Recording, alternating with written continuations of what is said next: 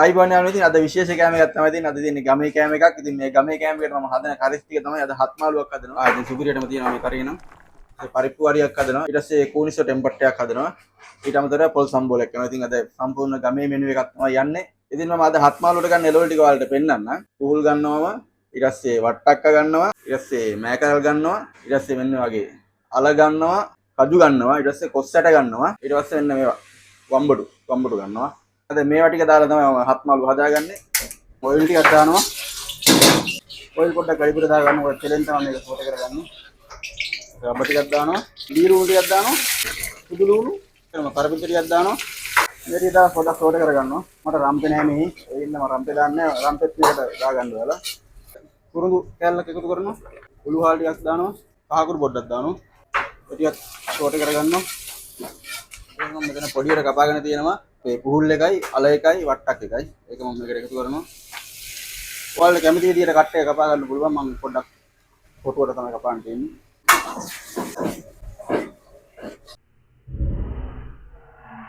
කොස්සට් එක දානවා. උතන තියෙනවා කජු එකක් දානවා. රසායන ලුණු ටික එකතු කරගන්න පුළුවන්.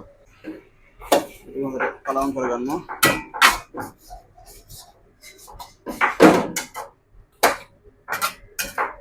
මේක හොඳට තැම්බෙන්න ඕනේ. එහෙනම් මම මේකට වතුර පොඩ්ඩක් දානවා.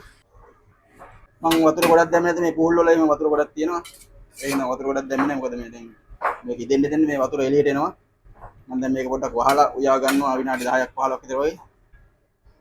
මේ හත් මාළුව කියන එක අපේ ගම් වල නම් නිර්මාණය වෙලා තියෙන්නේ. මේ අපේ අම්මලා ඒ වගේම අත්තම්මලා මේ යනවා සාමාන්‍ය ගෙදර දොරේ උයන්න දෙයක් නැති වෙච්චාම හේනේ යනවා කියලා. ඉතින් අතහැරලා දාපු හේන් වල තියෙනවා එක එක එළවලු. ඒ කියන්නේ හේනක් කරනකොට සාමාන්‍ය එළවලු ගෙදර ගෑමට හදා ගන්නවා ඒ දවස්වල. දැන් නම් ගොඩක් දුරට ඒවා නැහැ.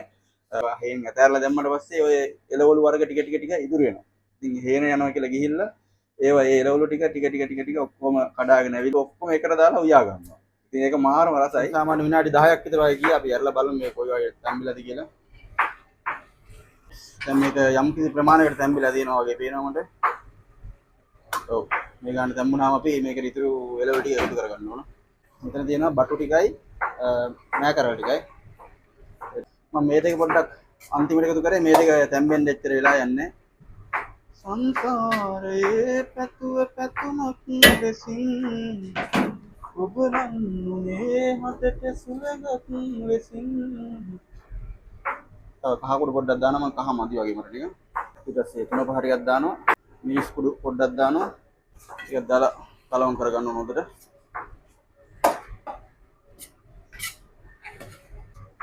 නම් සොයා සනසනුවන් ආයි පොඩ්ඩක් මේක වහලා තියෙනවා. මම ගින්දර වැඩි කරලා තිබ්බේ. දැන් ගින්දර පොඩ්ඩක් අඩු කරනවා.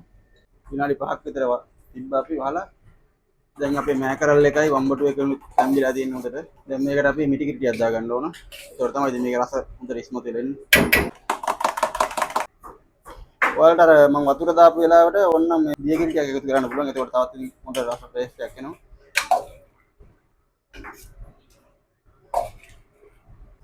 දැන් අය වහන්න ඕනේ නෑ මේක. මේ විදිහට කිරි එක පෑනකන් තියාගන්න තමයි තියෙන්නේ. මෙල බලන්න ඕන අනිවාර්යයෙන්ම ලුණු ඇඹුල් එහෙම තියනවාද කියලා හොඳට. ලුණු ටිකක් මදි වගේ මම ලුණු ටිකක් දානවා. මොනකටම සීනි පොඩ්ඩක් දානවා. පොඩි ඇඹුල් ගතියක් එන්න තක්කාලි ටිකක් දානවා. දැන් මේවා හොඳට තැම්බිලා තියෙන නිසා ගොඩක් කාලවම් කරන්න ඕනේ නෑ. නෝමලි කලවමක් දාන්න නැත්නම් මේක දිය වෙන්න බලයි.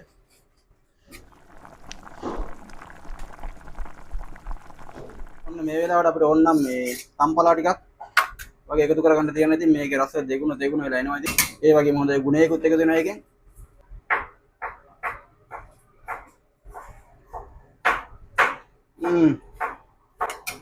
ඉතින් සුපිරියටම තියෙනවා මේ කරිය නම්. මට අද මේ තම්පලා එකතු කරන්න මේ තම්පලා මට මේකට එකතු කරන්න පුළුවන් පලා වර්ගයක් නෑ. ඒකෙන් නම් පලා වර්ගයක් මුත් එකතු කරේ නැත්තේ. හරි ඉතින් දැන් අපේ කරිය ඉදිලා ඉවරයි. කිරි එකත් හොඳට පැහිලා තියෙන්නේ දැන්. දැන් මම මේක බා ගන්නවා. මෙන්න මේ විදිහට තමයි ඉතින් අපේ හත් මාළුව තියෙන්නේ අන්තිමට. ඔයාලා පේනවා ඉතින් මේවා ගොඩාක් අර මෑක්ස් වෙලා දිය වෙලා ගිහිල්ලත් නැහැ. යම් කිසි ප්‍රමාණයකට දිය වෙලා තියෙනවා. ඉතින් ඒක වළක්වා ගන්න බෑ. මොකද එහෙම වුණොත් මේ අපි දාපු කොස්සට එහෙම තැම්බෙන්නේ නැතු වෙනවා. ඔයාලට පුළුවන් ඉතින් මේකට වෙනුවට තව ඔයාලා කැමති එළවලු වර්ග ටිකක් එකතු කරලා හදා ගන්න.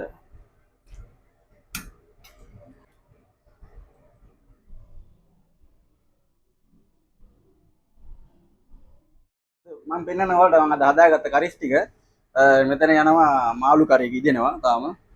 මෙතන තියෙනවා චිකන් කරි එකක් ඉදෙනවා තාම. ඊපස්සේ මෙතන තියෙනවා හදාගත්ත හත් මාළුව.